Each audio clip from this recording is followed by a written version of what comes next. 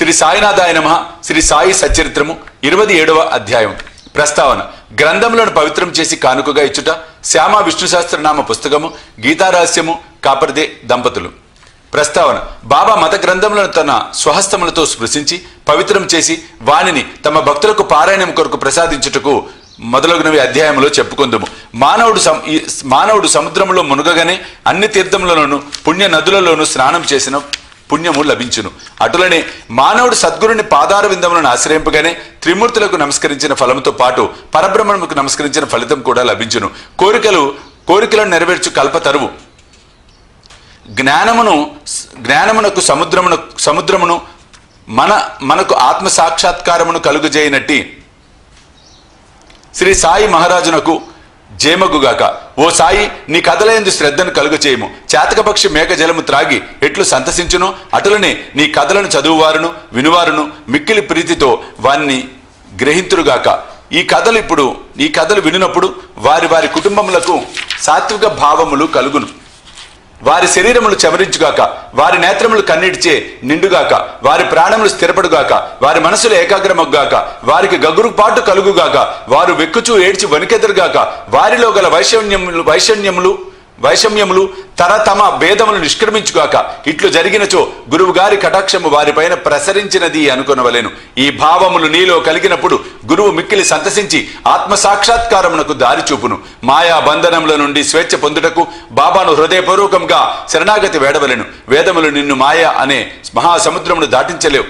సద్గురువే ఆ పని చేయగలరు. సర్వజీవ కోటి ఎందును భగవంతుని చూచినట్లు చేయగలరు. గ్రంథములను పవిత్రం చేసి కానుకగా ఇచ్చుట. ముందటి అధ్యాయంలో బాబా బోధనల నడుచు తీరులను చూసిదిమి. అందులో ఇంకొక దానిని ఈ అధ్యాయంలో చూసేదము. కొందరు భక్తులు మత గ్రంథములను పారాయణం చేయుటకు బాబా చేతికిచ్చి బాబా పవిత్రం చేసిన పిమ్మట వానిని పుచ్చుకునడు వారు. అట్టి గ్రంథముల పారాయణం చేయనప్పుడు బాబా తమతో ఉన్నట్టులా భావించడు వారు. ఒకనాడు కాకా మహాజని ఏకనాథ భాగవతంను తీసుకొని షిరిడీకి వచ్చాను. శ్యామ ఆ పుస్తకంను చదువుటకై తీసుకుని మసీదుకు పోయాను. అచ్చట బాబా దానిని తీసుకొని చేతితో తాకి కొన్ని పుటలను త్రిప్పి శ్యామకిచ్చి దానిని తన వద్ద ఉంచుకోమనను. అది కాకా పుస్తకమనియు అందుచే దానిని అతనికి ఇచ్చివేయవలని శ్యామ చెప్పాను. కాని బాబా దానిని నేను నీకు ఇచ్చి తిని జాగ్రత్తగా నీ వద్ద ఉంచుము, అది నీకు పనికి వచ్చును అనిది. ఈ ప్రకారం బాబా అనేక పుస్తకములు శ్యామ వద్ద ఉంచాను. కొన్ని దినముల పిమ్మట కాకా మహాజని తిరిగి భాగవతంను తెచ్చి బాబాకి ఇచ్చాను. బాబా దానిని తాకి ప్రసాదంగా మహాజనికే ఇచ్చి భద్రపరచమనెను. అది అతనికి మేలు చేయును అనిది. కాకా సాష్టాంగ నమస్కారంతో స్వీకరించాను.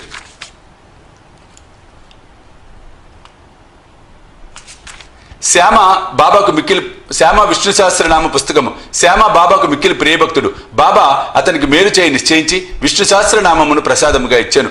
దాన్ని క్రింది విధముగా జరిపాను. ఒకప్పుడు ఒక రామదాసి షిరిడికి వచ్చాను. ఆ కొన్నాళ్ళు అతడు అక్కడ ఉండెను. ప్రతిరోజు ఉదయమే లేచి ముఖము కడుక్కొని స్నానం చేసి పట్టుబట్టలు ధరించి విభూది పూసుకొని విష్ణు సహస్రనామమును ఆధ్యాత్మ రామాయణమును శ్రద్ధతో పారాయణం చేయుచుండెను. అతడి గ్రంథములు అనేక సార్లు పారాయణం చేశాను. కొన్ని దినముల పిమ్మట బాబా శ్యామకు మేలు నిశ్చయించి విష్ణు సహస్రనామ పారాయణమును చేయింపదలిచెను. కావున రామదాసిని పిలిచి తనకు కడుపు నొప్పిగా ఉన్నదని సోనాముకి తీసుకొనున్నదే నొప్పి తగ్గదని కనుక బజారుకు పోయి ఆ మందును తీసుకురమ్మని కోరాను. పారాయణం ఆపి రామదాసి బజారుకు పోయాను. బాబా తమ గద్దె దిగి రామదాసి పారాయణం చేయ స్థలమునకు వచ్చి విష్ణు సహస్రనామ పుస్తకమును తీసుకొని తమ స్థలమునకు తిరిగి వచ్చి ఇట్లనెను. ఓ శ్యామ, ఈ గ్రంథము మిగుల విలువైనది, ఫలప్రదమైనది కనుక నీకిది బహుకరించుచున్నాను. నీవు దీనిని చదువుము. ఒకప్పుడు నేను మిగుల బాధపడి తిని నా హృదయము కొట్టుకొనెను. నా జీవితం అపాయములో ఉండెను. అట్టి సందిగ్ధ స్థితి యందు నేనీ పుస్తకమును నా హృదయమునకు హత్తుకొంటిని. శ్యామా, అది నాకు గొప్ప మేలు చేసెను. అల్లాయే స్వయముగా వచ్చి బాగు చేసెనని అనుకొంటిని. అందుచే దీనిని నీకు ఇచ్చుచున్నాను. దీనిని కొంచెము ఓపికగా చదువుము. రోజుకొక నామము చదివినా మేలు కలుగచేయును. శ్యామ తనకు ఆ పుస్తకం అక్కర్లేదన్ను. ఆ పుస్తకం రామదాసిది. అతడు పిచ్చివాడు, మొండివాడు, కోపిష్టి కావున వానితో కయ్యము వచ్చును అనెను. మరియు తాను అనాగరికుడు అగుడచే దేవనాగరి అక్షరములు చదవలేను అనెను. వినోదార్థము తనకు రామదాసితో బాబా కయ్యము కలుగజేయుచున్నాడని శ్యామ అనుకోనెను. కానీ బాబా తనకు మేలు కలుగజేయుచున్నాడని అనుకోలేదు. బాబా సహస్రనామమనే మాలను శ్యామ మెడలో వేయి నిశ్చయించెను. అతడు అనాగరికుడైనప్పటికీ బాబాకు ముఖ్య భక్తుడు. బాబా ఈ ప్రకారం అతనిని ప్రపంచ బాధల నుండి తప్పించి కోరెను. భగవన్నామ ఫలితం అందరికీ విశదమే. సకల పాపముల నుండి, దురాలోచనల నుండి, చావు పుట్టుకల నుండి అది మనల్ని తప్పించును. దీనికంటే సులభమైన సాధన ఇంకొకటి లేదు. అది మనసును పావనం చేయటంలో మిక్కిలి సమర్థమైనది. దీనికి ఎట్టి తంతు కూడా అవసరం లేదు. దానికి నియమములు ఏమీ లేవు. అతి మిగులు సులభమైనది, ఫలప్రదమైనది. శ్యామకి ఇష్టం లేనప్పటికీ వానిచే దానిని అభ్యసించవలనని బాబాకు దయ కలిగాను కనుక దానిని బాబా వానిపై బలవంతంగా రుద్దెను. ఆ ప్రకారమే చాలా కాలం కిందట ఏకనాథ మహారాజు బలవంతంగా విష్ణు సహస్రనామము ఒక బీద బ్రాహ్మణునిచే పారాయణం చేయించి వానిని రక్షించెను. విష్ణు సహస్రనామ పారాయణము చిత్తశుద్ధికి ఒక విశాలమైన చక్కటి మార్గము కాన దానిని బాబా శ్యామకు బలవంతముగా ఇచ్చెను. రామదాసి త్వరలో సోనామకి తెచ్చాను. అన్నా చెంచనీకర్ అక్కడే ఉండెను. నారదుని వల్లే నటించి జరిగినదంతా వానికి చెప్పాను. రామదాసికి వెంటనే కోపము వచ్చి కోపముతో మండెను. కోపముతో శ్యామపై పడి శ్యామయే కడుపు నొప్పి సాకుతో బాబా తనను బజారుకు పంపినట్లు చేసి ఈలోపు పుస్తకంను తీసుకొనను అనెను. శ్యామను తిట్టనారంభించను. పుస్తకం ఇయ్యనుచో తల పగలగొట్టును అనెను. శ్యామ నెమ్మదిగా జవాబిచ్చాను. కానీ ప్రయోజనం లేకుండెను. అప్పుడు దయతో బాబా రామదాసితో ఇట్లు పలికెను. ఓ రామదాసి, ఏమి సమాచారము? ఎందులకు చికాకు పడుచున్నావు? శ్యామ మనవాడు కాడా? అనవసరముగా వానిని తిట్టెదవేలా? ఎందుకు జగడమాడుచున్నావు? నెమ్మదిగా ప్రేమతో మాట్లాడలేవా? ఈ పవిత్రమైన గ్రంథములను నిత్యము పారాయణము చేయుచుంటివే. ఇంకనూ నీ మనసు అపవిత్రముగాను అస్వాధీనముగాను ఉన్నట్లున్నది. నీవెట్టి రామదాసివయ్యా. సమస్త విషయములందు నీవు నిర్మలుడుగా ఉండవలెను. నీవా పుస్తకమును అంతగా అభిలషించుట వింతగా ఉన్నది. నిజమైన రామదాసికి మమత కాక సమత ఉండవలెను. ఒక పుస్తకము కొరకు శ్యామతో పోరాడుచున్నావా? వెళ్ళు, నీ స్థలములో కూర్చునుము. ధనమిచ్చిన పుస్తకములు అనేకములు వచ్చును, కానీ మనుష్యులు రారు. బాగా ఆలోచించుము, తెలివిగా ప్రవర్తించుము. నీ పుస్తకము విలువెంత? శ్యామకు దానితో ఎట్టి సంబంధము లేదు. నేనే దానిని తీసుకొని వానికి ఇచ్చి తిని నీకది కంఠాపాఠముగా వచ్చును కదా. కావున శ్యామ దానిని చదివి మేలు పొందును అనుకొంటిని. అందుచే నేను అతనికి ఇచ్చి తిని. బాబా పలికినంత మధురముగా, మెత్తగా, కోమలముగా, అమృత తుల్యముగా ఉన్నవి. వాని ప్రభావము విచిత్రమైనది. రామదాసి శాంతించెను. దానికి బదులుగా పంచరత్న గీత అను గ్రంథమును శ్యామ వద్ద తీసుకొనెను. శ్యామ మిక్కిలి సంతసించి ఒక్కటేలా 10 పుస్తకములు ఇచ్చేదను అనెను. బాబా ఈ విధముగా వారి తగు తీర్చెను. ఇందు ఆలోచించవలసిన విషయమేమన్నా, రామదాసి పంచరత్న గీత నేల కోరెను. అతడు లోనున్న భగవంతుని తెలుసుకున్నట్టుకు ఎన్నడూ ప్రయత్నించి ఉండలేదు. ప్రతినిత్యము మత గ్రంథములను మసీదులో బాబా ముందర పారాయణం చేయవాడు. శ్యామతో బాబా ఎదుట ఏల జగడమాడను. మనము ఎవరిని నిందించవలనో, ఎవరిని తప్పు పట్టవలనో పోల్చుకోలేం.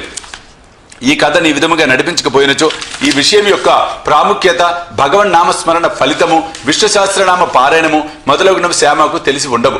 బాబా బోధించు మార్గము, ప్రాముఖ్యము కలుగుచే విషయాలు సాటిలేనివి. ఈ గ్రంథమును క్రమంగా శ్యామ చదివి దానిలో గొప్ప ప్రావీణ్యమును సంపాదించును. శ్రీమాన్ బూటి అల్లుడగు జీజీ నార్కేకు బోధించగలిగాను. ఈ నార్కే పూనా ఇంజనీరింగ్ కాలేజీలో ప్రిన్సిపాల్గా ఉండెను. బ్రహ్మ విద్య అధ్యయనమును చేయవారిని బాబా ఎల్లప్పుడూ ప్రేమించేవారు, ప్రోత్సహించేవారు. ఇచ్చట దానికి ఒక ఉదాహరణ ఇచ్చేదను. ఒకనాడు బాబుసాహెబ్ జోక్ ఒక పార్సిల్ వచ్చాను. అందులో తిలక రాసిన గీతారహస్యం ఉండెను. అతడు ఆ పార్సిల్ను తన చంకలో పెట్టుకుని మసీదుకు వచ్చాను. బాబాకు సాష్టాంగ నమస్కారం చేయనప్పుడు అది క్రింద పడాను. అదేమని బాబా అడిగాను. అక్కడనే దానిని విప్పి బాబా చేతిలో పుస్తకం ఉంచాను. బాబా కొన్ని నిమిషములు పుస్తకంలోని పేజీలను త్రిప్పి తన జేబు నుండి ₹1 తీసి పుస్తకముపై పెట్టి దక్షిణతో కూడా పుస్తకమును జోగునకు అందించుచు, దీనిని పూర్తిగా చదువుము, నీకు తప్పక మేలు కలుగును అనేది. కాపర్దే దంపతులు. కాపర్దేల వృత్తాంతముతో ఈ అధ్యాయమును ముగించేదము. ఒకప్పుడు కాపర్దే తన భార్యతో షిరిడీకి వచ్చి కొన్ని నెలలు ఉండెను. దాదాసాహెబ్ కాపర్దే సామాన్యుడు కాడు. అమరావతిలో మిక్కిలి ప్రసిద్ధికెక్కిన ప్లీడరు, మిక్కిలి ధనవంతుడు, ఢిల్లీ కౌన్సిల్ సభ్యుడు, మిక్కిలి తెలివైనవాడు, గొప్ప వక్త. కానీ బాబా ముందర ఎప్పుడు నోరు తెరవలేదు. అనేక మంది భక్తులు పలుమారులు బాబాతో మాట్లాడిరి, వాదించిరి. కానీ ముగ్గురు మాత్రము, కాపర్దే, నూల్కర్, బూటి, నిశ్శబ్దముగా ఉండేవారు. వారు వినయ విధేయతలు, నమ్రతలున్న ప్రముఖులు. పంచదశని ఇతరులకు బోధించగలిగిన కాపర్దే బాబా ముందర మసీదులో కూర్చొని ఉండినప్పుడు నోరెత్తి మాట్లాడువాడు కాదు. నిజముగా మానవుడు ఎంత చదువు ఉన్నవాడైనప్పటికీ వేదపారాయణం చేసిన వాడైనను బ్రహ్మజ్ఞాని ముందు వెలవెల్లబోవును. పుస్తక జ్ఞానము బ్రహ్మజ్ఞానం ముందు రాణించదు. దాదాసాహెబ్ కాపర్దే 4 మాసములు ఉండెను. కానీ అతని భార్య 7 మాసములు ఉండెను. ఇద్దరును షిరిడీలో ఉండడు చేసి సంతసించిరి. కాపర్దే గారి భార్య బాబా యందు భక్తి శ్రద్ధలు కలిగి ఉండేది. ఆమె బాబాను మిగులు ప్రేమించుచుండెను. ప్రతిరోజు 12 గంటలకు బాబా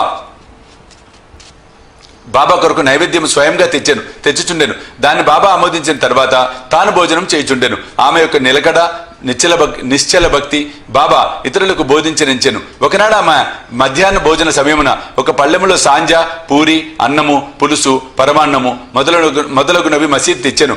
గంటల కొలది ఊరుకనే ఉండు బాబా ఆనాడు వెంటనే లేచి భోజన స్థలంలో కూర్చొని ఆమె తెచ్చిన పళ్ళెంపై ఆకు తీసి త్వరగా తిననారంభించెను. శ్యామ ఇట్లడిగను, ఎందుకీ పక్షపాతము? ఇతరుల పళ్ళెములను నెట్టివేయుచున్నావు. వాని వైపు చూడనైనా చూడవు, కాని దీనిని దగ్గరికి ఇడ్చుకొని మరీ తినుచున్నావు. ఈమె తెచ్చిన భోజనమునకు ఎందుకు అంత రుచికరమా? ఇది మాకు సమస్యగా ఉన్నది. బాబా ఇట్లు బోధించెను. ఈ భోజనము యథార్థముగా మిక్కిలి అమూల్యమైనది. గత జన్మలో ఈమె ఒక వర్తకుని ఆవు. అది బాగా పాలిచ్చుచుండెను. అచ్చటి నుండి నిష్క్రమించి ఒక తోటమాలి ఇంటిలో జన్మించెను. తదుపరి ఒక క్షత్రియుని ఇంటిలో జన్మించి ఒక వర్తకుని వివాహమాడెను. తరువాత ఒక బ్రాహ్మణుని కుటుంబములో జన్మించెను. చాలా కాలము పిమ్మట ఆమెను నేను చూసి తిని, కావున ఆమె పళ్ళెము నుండి ఇంకను కొన్ని ప్రేమయుతమగు ముద్దలను తీసుకొనిదను. ఇట్టనుచు బాబా ఆమె పళ్ళెమును ఖాళీ చేశాను. నోరు చేతులు కడుక్కొని త్రేణుపులు తీయించు తిరిగి తన గద్దెపై కూర్చుండెను. అప్పుడు ఆమె బాబాకు నమస్కరించాను. బాబా కాళ్లను పిసుకుచుండెను. బాబా ఆమెతో తొడసాగాను. బాబా కాళ్లను తోముచున్న ఆమె చేతులను బాబా తోముట ప్రారంభించాను. ఇట్లా నేను చాలా బాగా జరుగుచున్నది. భగవంతుడును భక్తురాలును ఒకరినొకరు సేవ చేసుకునుట మిగులు వింతగా ఉన్నది.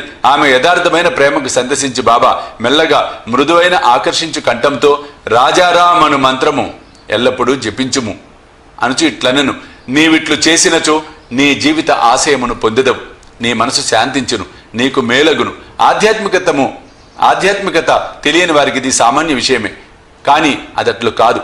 అది శక్తిపాతము, అనగా గురువు శిష్యునకు శక్తిని ప్రసాదించుట.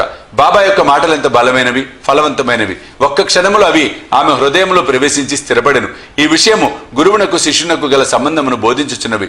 ఇద్దరు పరస్పరము ప్రేమించి సేవ చేసుకొనవలెను. వారిద్దరికి మధ్య భేదము లేదు. ఇద్దరు ఒకటే, ఒకరు లేనిది మరి ఒక్కరు లేరు. శిష్యుడు తన శిరస్సును గురువు పాదముల మీద పెట్టుట బాహ్య దృశ్యమే, కాని యథార్థముగా వారిరువురు లోపల ఒకటే. వారి మధ్య భేదము పాటించువారు పక్వమునకు రానివారు, సంపూర్ణ జ్ఞానము లేనివారు. 27వ అధ్యాయం సంపూర్ణము. శ్రీ సద్గురు సాయినాథ అర్పణమస్తు. శుభం భవతు.